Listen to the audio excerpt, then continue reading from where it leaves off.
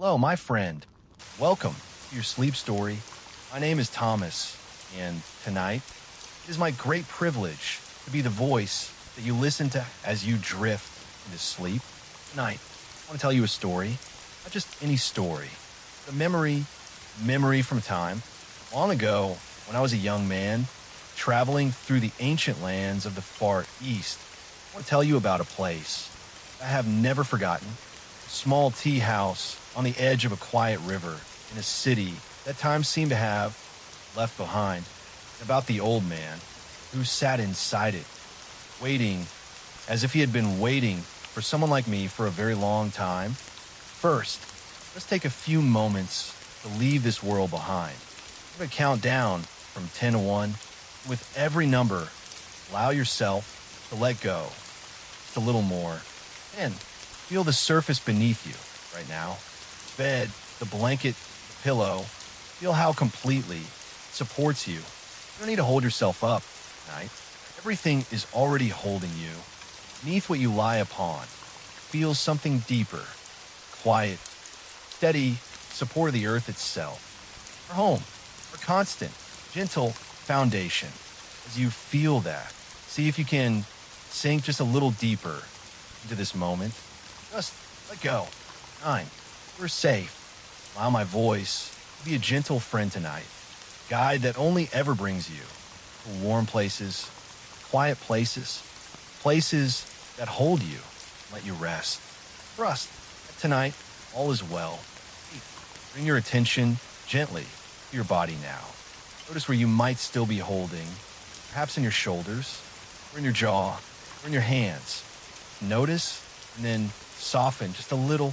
This is a moment of kindness for yourself. The body has carried you through another full day. It is time to give it the rest it deserves. 7. The day is done. Whatever happened today has happened. Your mind cannot change it now. And tomorrow will take care of itself. Right now, all you have is this moment.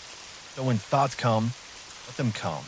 And then watch them go, like leaves floating slowly down a moonlit river.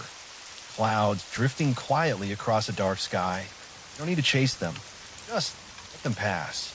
6. This moment is yours. You have earned it. You deserve to feel peace tonight. We all do. So settle in just a little deeper. Let your body know that it is truly time for rest. 5. Peace lives within you.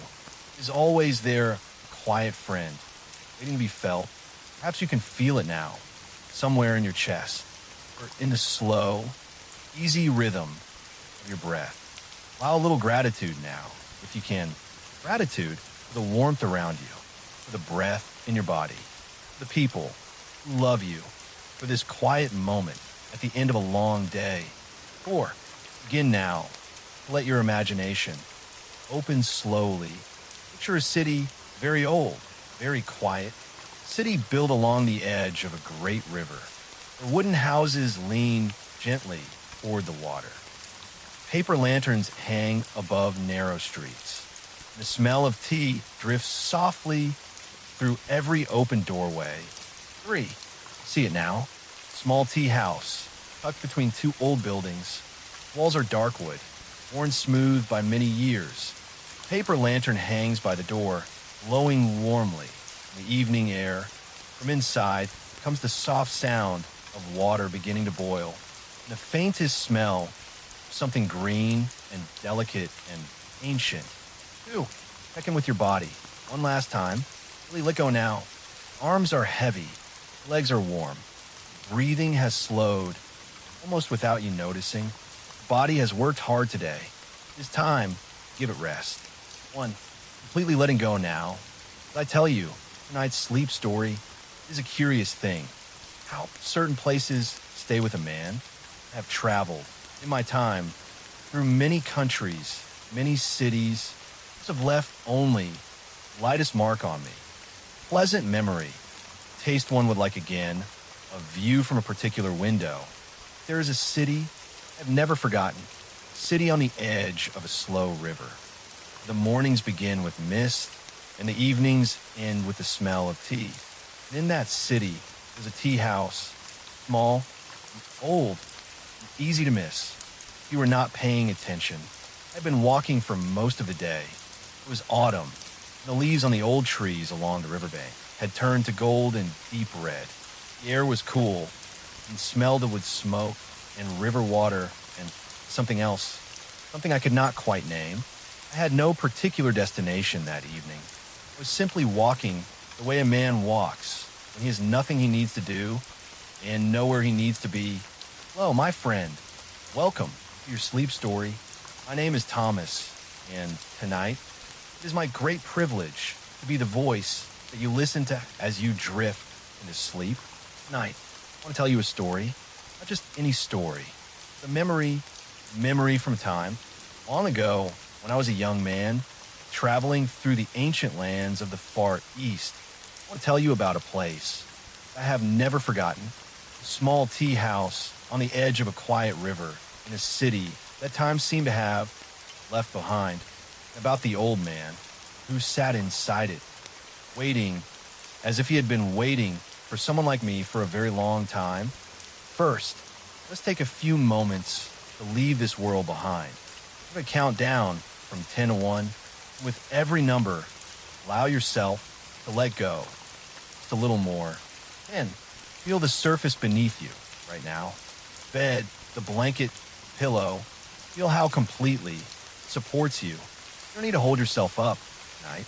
Everything is already holding you. His hair, silver, pulled back simply. His robe, plain dark cotton, not silk. His hands resting quietly on his knees. He looked at me. Calm, unhurried eyes. The way a man looks when he has nowhere else to be and nothing else to think about. "You're wet," he said, simply, without urgency. "I am," he said. "Rain here," he replied quietly. "Does not give notice. Please, sit by the fire. I will bring you tea." Sat on one of the cushions near the brazier. The warmth of the coals crept slowly back into my cold hands. I listened to the soft ticking of the water in the kettle beginning to stir, and I watched the old man. He moved very slowly and very precisely. He took a small clay teapot from a shelf above him. Rinsed it carefully with a little hot water.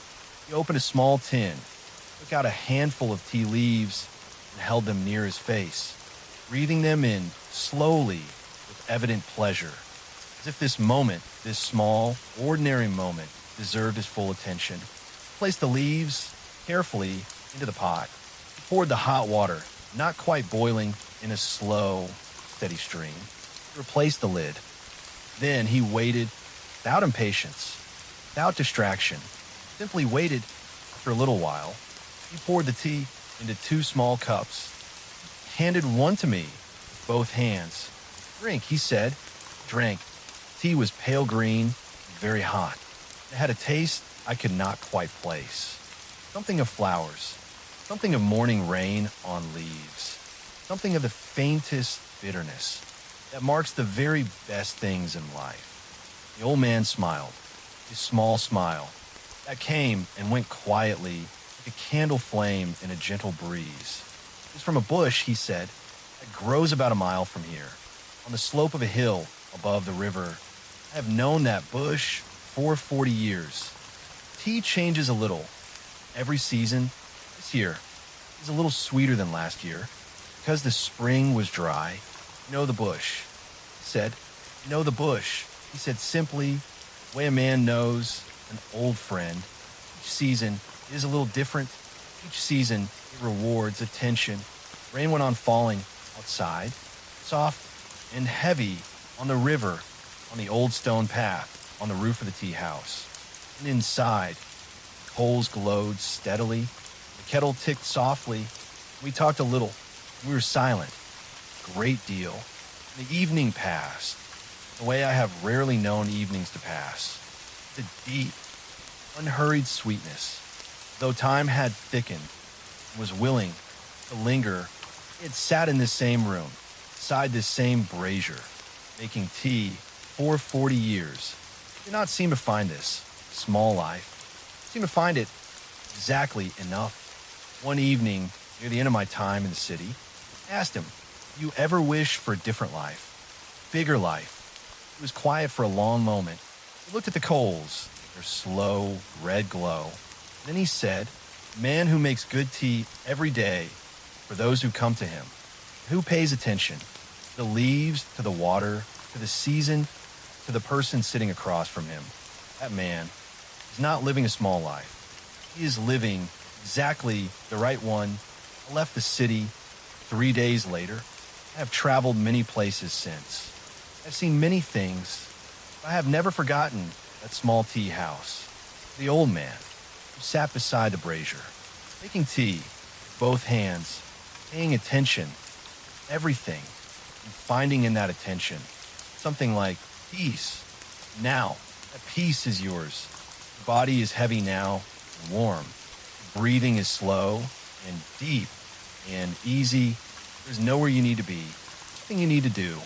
Only this: warmth around you, quiet within you, the deep, restful, peaceful sleep that is already finding you. Let it come. You're safe. You are held. Good night, my friend.